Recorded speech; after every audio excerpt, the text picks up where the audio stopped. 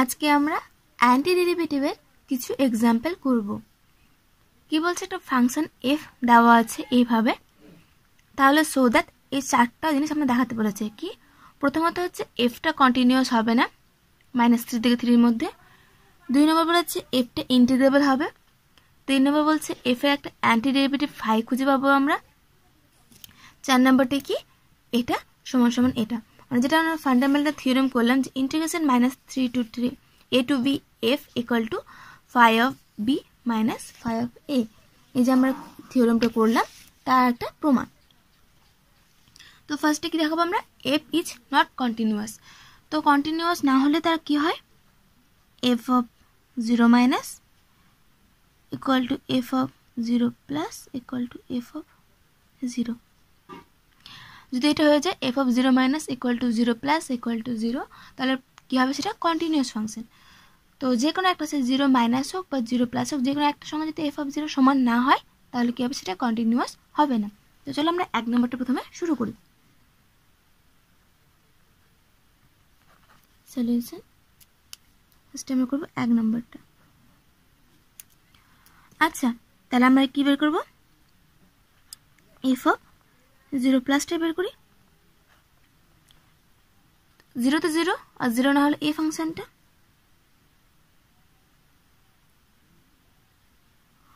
আচ্ছা দেখো তো, limit of x tends to 0 plus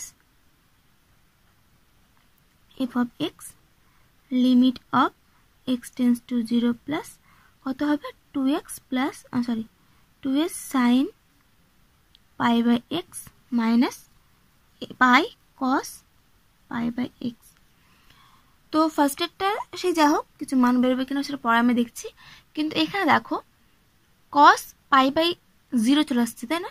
তার মানে cos ইনফিনিটি এটা এক্সিস্ট করে না, তাহলে এইটা কি, লিমিটটা এক্সিস্ট করবে না, তাহলে এটা কি, ডাজ নট এক্সিস্ট। যেহেতু একটা এক্সিস্ট করছে না, তো এটা এক্সিস্ট করলেও কি না করলেও কি তার কোনো উপর ডিপেন্ড করবে না, কারণ একটা এক্সিস্ট করছে না, তাহলে তাদের প্লাস মাইনাস সেটাও কি এক্সিস্ট করবে না। তাহলে আমরা দেখলাম f of 0 প্লাস এটা এক্সিস্ট করছে না, কিন্তু 0তে আবার এটা 0, তাহলে অবশ্যই কি হবে, এটা নট ইকুয়াল হয়ে যাচ্ছে আমাদের ক্ষেত্রে, তাহলে এটার কি কন্টিনিউয়াস নয়। therefore f is not continuous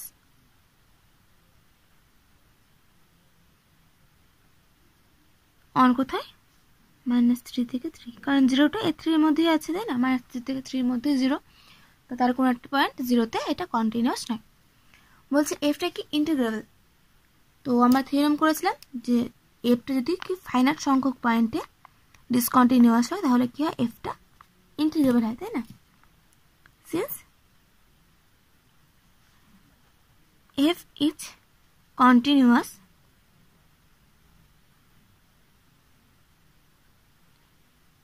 on কোথায়, -3 থেকে 3, এক্সেপ্ট কোথায়, এক্সেপ্ট x ইকুয়াল টু 0। তাহলে শুধুমাত্র 0 পয়েন্ট বাদ দিয়ে সব জায়গায় সেটা কন্টিনিউয়াস, তাহলে কি বলতে পারবো আমরা, therefore f is integrable there।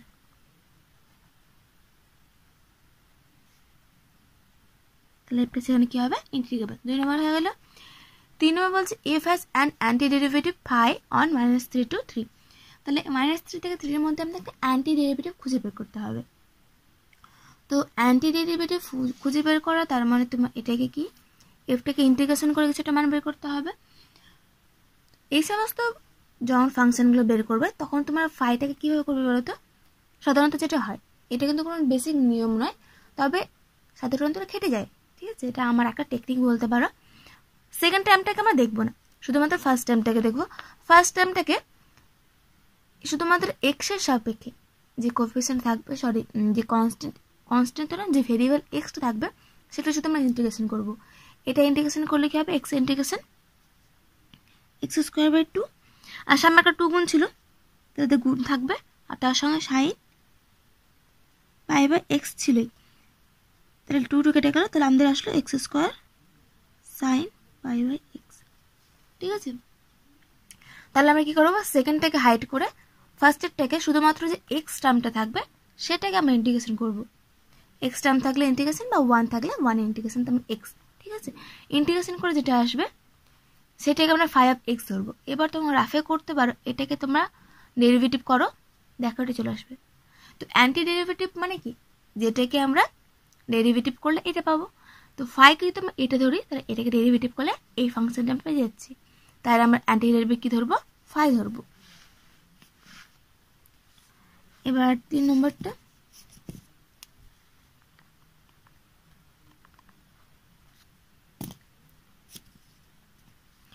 R simple function হলে তো আমরা 5 কি করে বের করি বা ক্যাপিটাল এফ কি করে বের করি সেটা আমি আগের দিনই করিয়েছি, তাই না, আগে এক্সাম্পলগুলো করিয়েছি। কিন্তু এইভাবে একটু জটিল থাকলে সেটা কি করতে হবে, তোমাদের বুদ্ধি খাটে একটু বের করতে হবে। বলছে লেট, ধরে নিলাম আমরা 5টা -3 থেকে 3 এর মধ্যে 3 থেকে আর বি ডিফাইন্ড বাই, এভাবে আমরা ডিফাইন করছি 5x ইকুয়াল টু কত আসলে আমাদের, এটা x² sin π/x,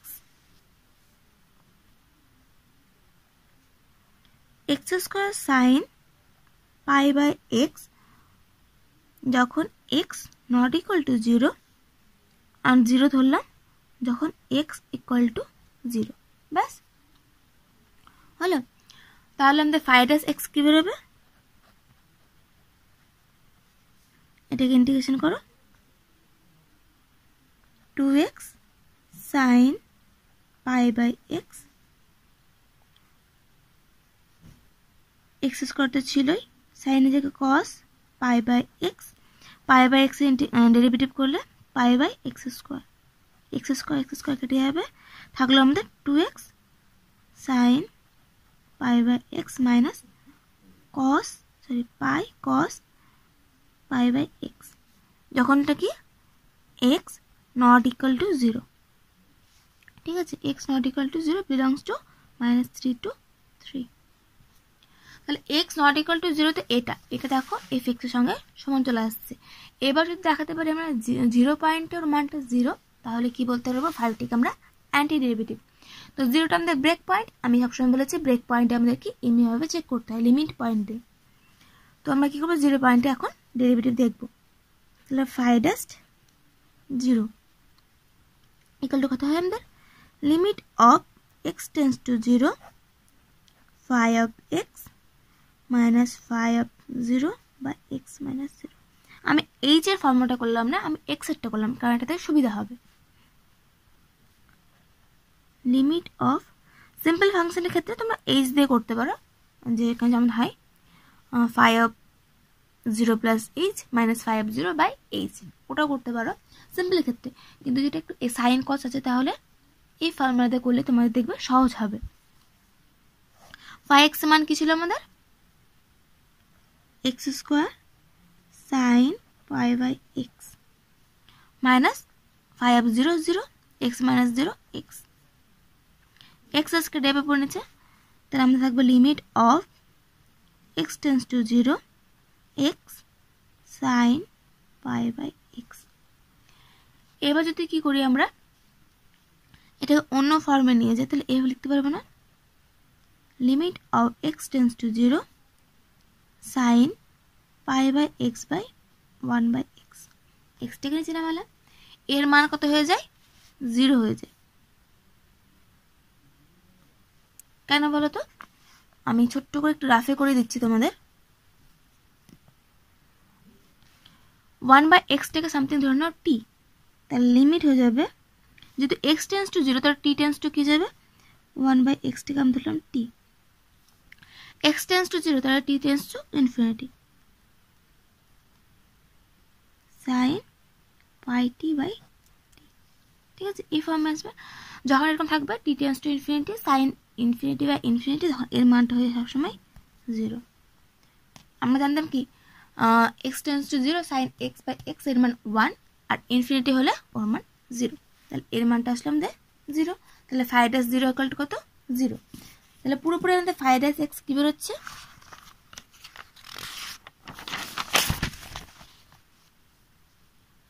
therefore phi dash x আমাদের বেরোচ্ছে কত,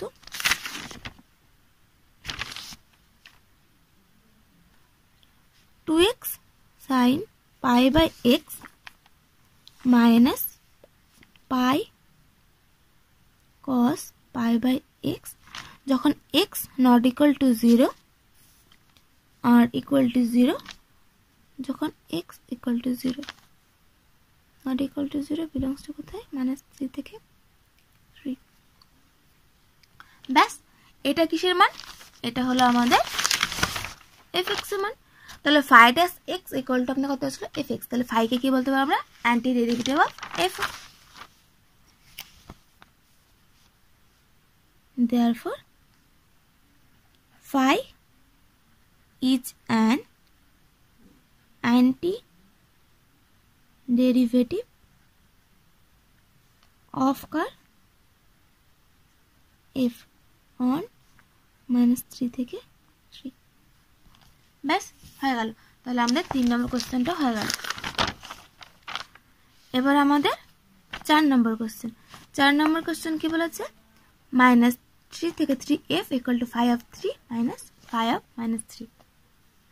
আচ্ছা,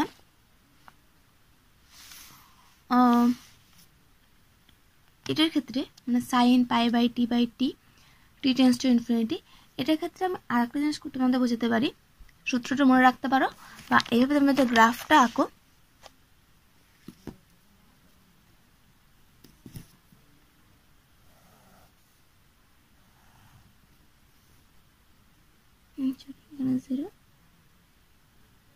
y axis x axis, তাহলে sin of x by x এর ফর্ম তোমার হচ্ছে গ্রাফটা কেমন হবে, যখন x টেন্ডস টু 0 তখন sin x by x এর মান কত হয় আমরা জানি 1 হয়। তাহলে y এর মান ধরুন এখানটায় 1, 0,1 যদি হয় তাহলে 0 পয়েন্টে এর মানটা 1, বাকি পয়েন্ট এভাবে ধীরে ধীরে কমতে থাকবে। তো যত ইনফিনিটি যাচ্ছে এর মানটা কি প্রায় 0 কাছাকাছি।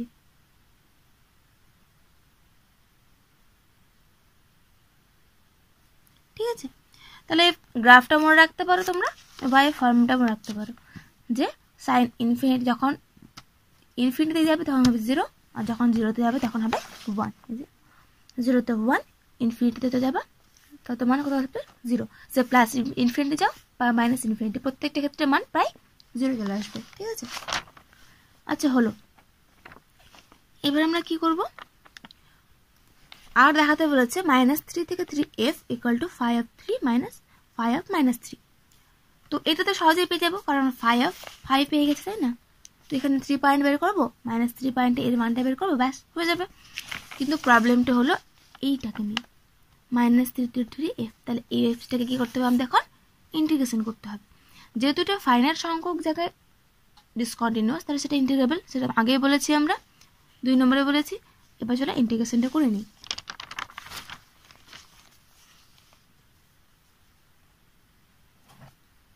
নম্বর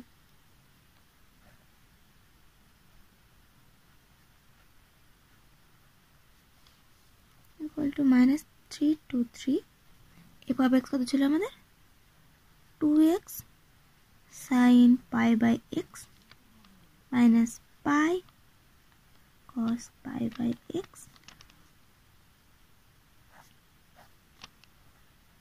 dx। ব্যাস হলো। এবার দেখো এখানে আমরা যদি বাই পার্টসেও করি তবুও পাই বাই এক্স, তো এটাকে নিয়ে আমরা ইন্টিগ্রেশন করতে পারবো না, তাই কি করব, এটাকে আমরা চেঞ্জ করব। তো ধরে নেব let pi by x equal to t. ঠিক আছে, তাহলে এক্স ইকুয়াল টু কত, পাই বাই টি। তাহলে dx equal to minus pi by t square dt. আর লিমিটটা কত হবে,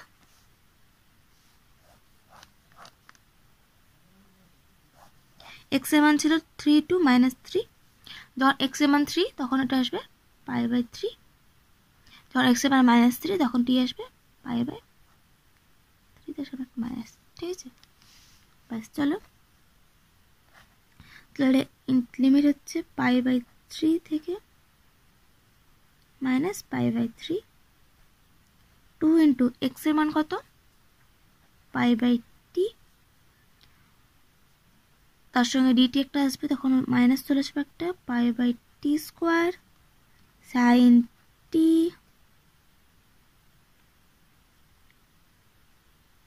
ডিটি। এখানে মাইনাস ছিল, মাইনাস চলে আসলো, -π/3 থেকে π/3, এখানে পাই গুণ ছিল, পাই চলে আসবে, dx এর সময় ডিটি আসবে, তাই এখানে একটা মাইনাস, মাইনাস মাইনাসে plus π/t² cos of t dt। ব্যাস হলো। এটা তাহলে কি আসছে আমাদের, একটা মাইনাস থাকছে, 2π² t³ sin t dt plus -π/3 থেকে π/3 π² cos t dt। সেকেন্ডটাকে আমরা ইন্টিগ্রেশন করব না, কারণ ইন্টিগ্রেশনটা পরে কেটে যেতে পারে, ঠিক আছে। তো ফার্স্টটাকে আমরা শুধুমাত্র ইন্টিগ্রেশন করব। তো ফার্স্টে যে ইন্টিগ্রেশন সূত্র কি ছিল আমাদের, আই লেট, তাই না। তোমরা প্রথমে ইনভার্স, তারপর লগারিদম, অ্যালজেব্রিক, ট্রিগোনোমেট্রিক, এক্সপোনেনশিয়াল। তো ফার্স্টে ইনভার্স, তাহলে 1/t³, তাহলে এটা ইনভার্স ফাংশন, তাহলে ফার্স্টে আমরা এটাকে কি করব, ইন্টিগ্রেশন করব। এটাকে ইন্টিগ্রেশন, তাহলে কত আসবে আমাদের, সামনে একটা মাইনাস আসবে, মাইনাসে মাইনাসে প্লাস হয়ে যাবে, 2π²/2t², 1/t³ ইন্টিগ্রেশন করো sin t। First function integration, second function unchange, limit কত -π/3 থেকে π/3, এমনি একটা মাইনাস, সূত্রে একটা মাইনাস, তো মাইনাস মাইনাসে হয়ে গেল প্লাস, সরি ভুল করলাম। আমরা আর আগের লাইনটাকে দেখব না, এখানে এই সামনের দিকে প্লাস, তাহলে হয়ে যাবে মাইনাস। নেক্সটের ক্ষেত্রে এটা আনচেঞ্জ থাকে, তোমার 2 2 কেটে যাবে, π²/t² থাকবে, লিমিট থাকবে -π/3 থেকে π/3। এবার সাইন টির কি হয়, ডেরিভেটিভ, তো এখানটা চলে আসবে আমাদের cos dt প্লাস এখানে আছে -π/3 থেকে π/3 π²t² cos t dt। এবার দেখো এটা সেম ফাংশন, তাহলে কেটে যাচ্ছে, তাহলে আমাদের সাথে থাকছে কত π²। এবার এখানে লিমিটটা বসিয়ে দাও, তাহলে এটা হবে 9/π² sin π/3, sin π/3 তার মানে হাফ, আচ্ছা ভেঙে করি, ঠিক আছে, π² কমন নিয়ে নিই, 9/π² sin π/3 মাইনাস 9/π² sin -π/3। যেখানে এখানটায় স্কোয়ার ছিল, তাই মাইনাসটা কোনো এফেক্ট হবে না। π² মান বসাও, 9/π², এখানে একটা মাইনাস ছিল, মাইনাসটা বেরিয়ে আসবে, মাইনাস মাইনাসে প্লাস, 9/π² আর sin π/3 মানে হাফ, sin π/3 মানে হাফ, যোগ করে দাও, π² সব কেটে যাবে, থাকবে আমাদের 9, ব্যাস। তাহলে এটা আমাদের আসলো 9। এবার আমরা কি করব, phi(3 - phi(-3), ব্যাস। phi ফাংশনটা আমাদের কি ছিল, এটা ছিল, এর মান বসাও, তাহলে 9 sin π/3, 9 sin π/3 মাইনাস, এই যে মাইনাস মাইনাস 9 sin -π/3, তাহলে এটা আসবে 9/2 মাইনাস, সরি মাইনাস, আর এই মাইনাসে প্লাস, 9/2 = 9। দেয়ারফর আমাদের কি আসলো, integration of -3 to 3 f = phi(3 - 5 minus 3 ব্যাস, তাহলে প্রমাণিত, প্রুফড।